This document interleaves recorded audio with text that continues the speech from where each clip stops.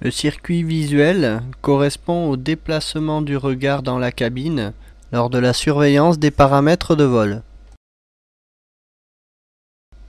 Voici une image de ce que vous devez voir lorsque vous êtes en VSV. Le cockpit 3D est très utile pour naviguer en VSV.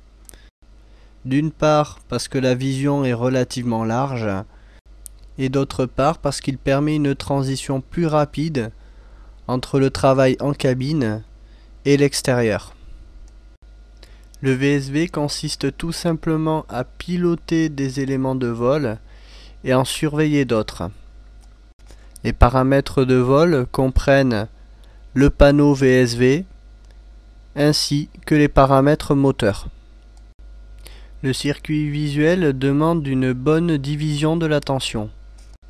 La division de l'attention est la faculté qu'a un pilote à observer plusieurs paramètres en un instant très court sans relâcher sa vigilance sur le pilotage. Cette division s'acquiert avec l'expérience et sera fondamentale pour obtenir un pilotage rigoureux et précis, ce que demande justement le pilotage en VSV. Lors du circuit visuel, nous allons tout simplement passer notre regard d'un instrument à un autre, puis un autre, puis un autre. Suivant la phase de vol, certains instruments seront plus importants que d'autres. Le circuit visuel sera donc adapté en fonction de la phase de vol pour donner la priorité à certains instruments plus que d'autres. Quelle que soit la phase de vol que vous effectuez, le schéma de balayage est sensiblement le même. Tout doit passer par l'ADI. L'ADI est l'instrument central du pilotage en VSV.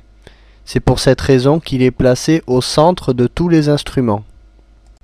C'est lui qui influence tous les instruments de vol situés à côté.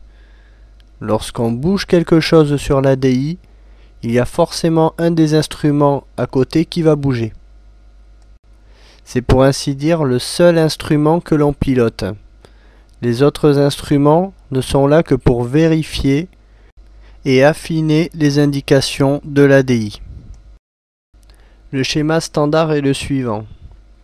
On part de l'ADI, on va voir un autre instrument, par exemple l'anémomachmètre. Une fois qu'on a regardé l'anémomachmètre, on revient à l'ADI. Puis ensuite on peut aller voir un deuxième instrument, par exemple l'altimètre. Une fois qu'on a regardé l'altimètre, on revient à l'ADI. Et ainsi de suite. Quel que soit l'instrument que l'on regarde, on doit toujours repasser par l'ADI avant d'aller voir un autre instrument. Cette technique constitue la base du pilotage en VSV. L'entraînement VSV doit permettre d'améliorer la division de l'attention. Avec l'expérience, vous passerez ainsi moins de temps entre les instruments, ce qui permettra d'optimiser votre qualité de pilotage. En VSV, il est important de piloter tout en douceur.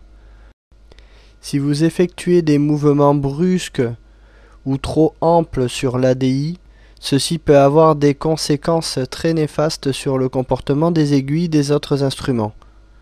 Il est important de garder le contrôle des autres instruments. C'est pour cela qu'il faut effectuer des déplacements souples et doux aux commandes pour piloter en douceur l'ADI, afin de ne pas avoir à courir après les aiguilles. Courir après les aiguilles est justement la chose à éviter lorsqu'on est en VSV. Ceci peut vous désorienter complètement. Si jamais cela se produit, la première chose à faire est de se concentrer sur l'ADI et de ne plus regarder les autres instruments.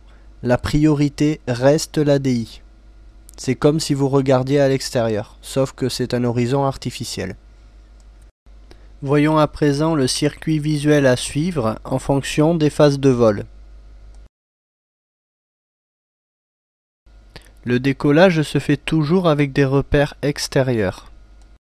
En effet, pour décoller, nous avons toujours besoin d'au moins 800 mètres de visibilité et d'un plafond d'au moins 100 pieds. On effectuera donc le décollage au départ en utilisant principalement le HUD. Toutefois, il est important également de regarder en cabine certains éléments. Pendant la phase d'accélération, on vérifiera le bon fonctionnement de l'anémomètre en corrélant la vitesse affichée en tête haute et la vitesse affichée par l'anémomachmètre. On jettera également un coup d'œil au RPM afin de vérifier que le moteur débite bien la pleine puissance. Une fois qu'on a affiché l'assiette de décollage, on jette un œil à l'altimètre en tête basse. Lorsque l'aiguille de l'altimètre commence à bouger, cela signifie que l'on est bien installé en trajectoire de montée, et on peut donc à présent rentrer le train. Il est préférable de vérifier que l'on est en montée avec l'altimètre en tête basse, puisque voir une aiguille bouger est beaucoup plus parlant que de voir des chiffres changer, comme c'est le cas sur la tête haute. La position de l'anémomachmètre et de l'altimètre dans la partie haute du panneau VSV n'est pas due au hasard. Comme vous pouvez le voir pendant la phase de décollage, on fait l'aller-retour entre la tête basse et le HUD, l'extérieur. L'avantage d'avoir ces deux instruments dans la partie haute du panneau VSV permet de vérifier les instruments et l'extérieur en un coup d'œil, sans avoir à trop baisser la tête, ce qui nous ferait perdre le visuel de l'extérieur et de la piste lors d'une phase critique de vol qu'est le décollage. Voyons maintenant le circuit visuel en vidéo.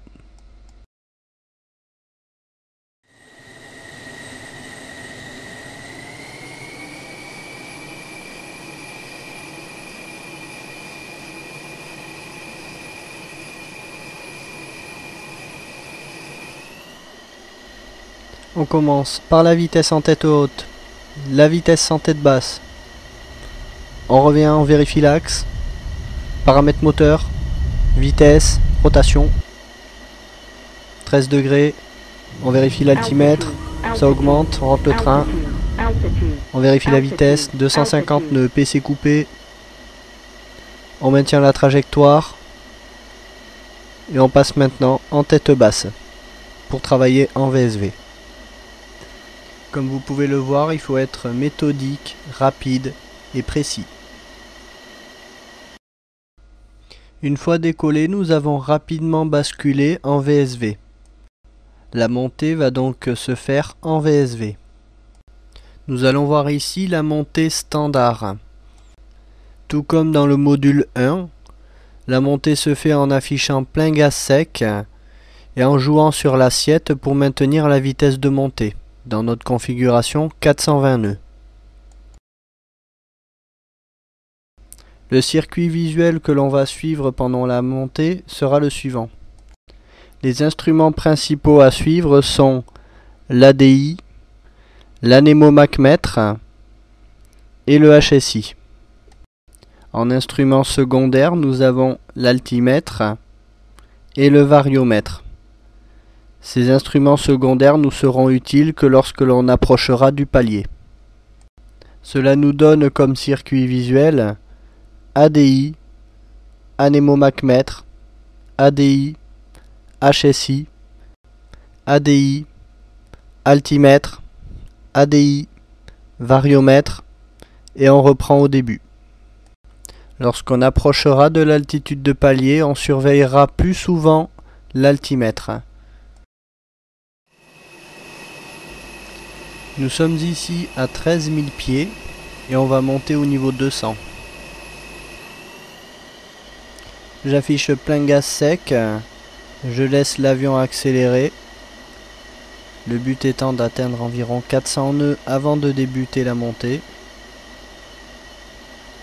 Je vais laisser l'avion commencer à monter tout en accélérant vers 420 nœuds.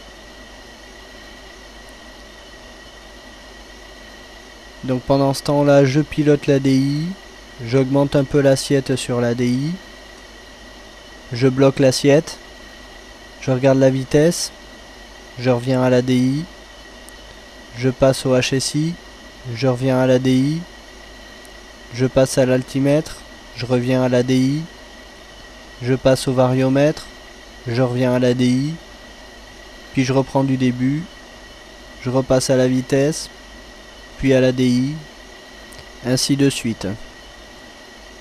Le but, en revenant à chaque fois à l'ADI, c'est avant tout de vérifier que la position de l'avion n'a pas bougé pendant qu'on regardait l'autre instrument, mais également de corriger sur l'ADI une éventuelle imperfection qu'on aura pu détecter sur l'instrument qu'on vient de regarder.